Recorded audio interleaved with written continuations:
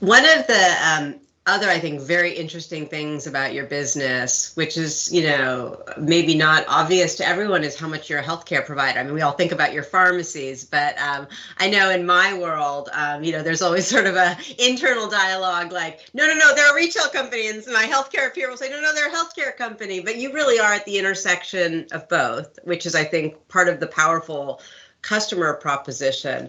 But tell us a little bit how you think about the intersection of retail, healthcare, and technology. I know that's a big thing, but it's a unique position as a CIO. I think is unique, but sometimes at the end of the day, there is a common denominator, which is the customer.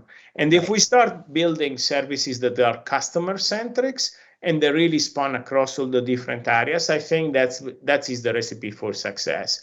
We wanted to pivot more and more into healthcare, creating the same kind of transformation that happened in retail.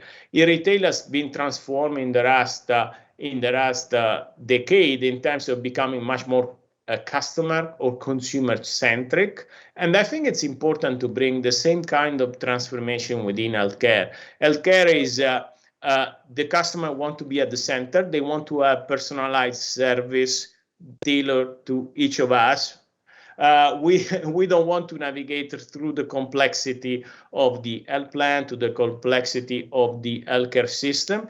But how do we make sure that we have the same seamless access to healthcare services? And that is what we really wanted to step up, because we know the customer. We know we have a very strong understanding of the patient and their need. We have, frankly, an incredible knowledge coming from our pharmacists about the medical environment, how we bring all this together for new experience. And that is what we are really creating. So an example that we launched recently is an experience for a patient that has been diagnosed with diabetes for the first time, how we help them into this journey for the first time. You need to take new medication. What are the effects of this medication? How we help you with the nutrition? How do we give access to experts that can address your question during this journey? So, and that is bringing really the power of Walgreens to the patient and the customer. Yeah, that's incredible. I mean, I think you said seamless access to healthcare, which as a patient in my other part of my life, I mean, it's just it's inspiring. And as you know, I grew up in retail, and I was at the Gap for 16 years. I always sort of looked at our customer experience and thought, gosh, it's too slow, or oh, we're not personalized enough. But to your point, I think actually, in some ways, retailers, because they've had customers coming in every day and have it look them in the whites of their eyes, like it has been further along in some ways in tying the experience together than healthcare. And I love what I think I hear you saying. And I feel that when I sometimes get the opportunity to go to talk to banks, and and it is actually retail. I always say retail is not just an industry; it's a strategy, getting closer to your customer, and you're bringing them together in a way that makes it just so much more convenient. So as you think about sort of the rest of 2022, and I know no one has a crystal ball, but if you had advice, we do have a lot of retail technology leaders out there listening. What would be your top 3 words of wisdom or pieces of advice in navigating at least like the next 9 months, or whatever horizon you want? I think that what I can share is how we're approaching it.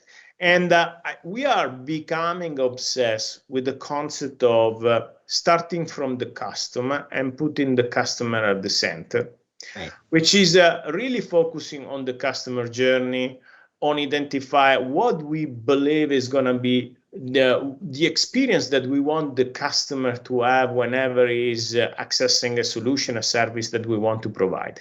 And from that, then we really go from what we call the outside in, building all the capability. And that has been the focus on how we reversed. And to do that, we really want to be obsessed with the customer NPS. So we really want to make sure that we are real-time reading about what the customer is telling us about the experience and adjust, because we don't know.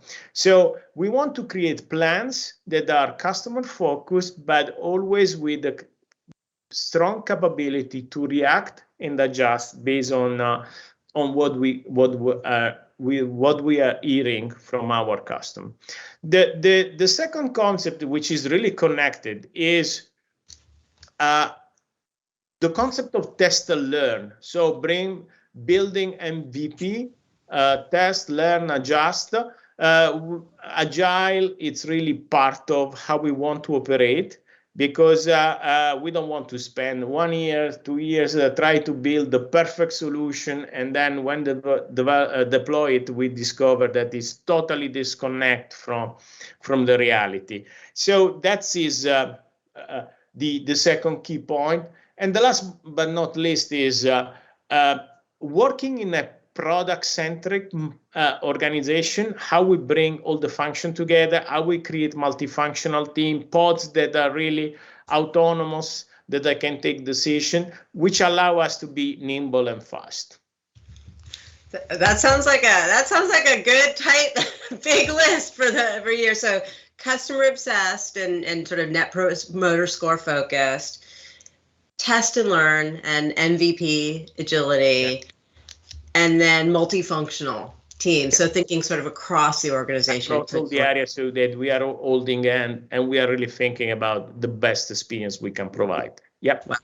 Wow, that's ambitious but tight. If I didn't know better, it sounds like a kind of a CMO agenda, a COO agenda. Like, love that you're sort of thinking customer back as and how everything ladders from that. Well, thank you so much for joining me and all of us today. I know you have an incredibly busy day ahead of you and few months. So really, really incredibly grateful for your time today, Francesco. Thanks a lot for having me. It's been a pleasure. Yeah, thank you. And for all of you out there, thank you so much for tuning in to another edition of Taking Stock Live. We always love to see your questions, your comments, what you want to hear more on. So please, don't be shy out on LinkedIn. And thanks again for tuning in.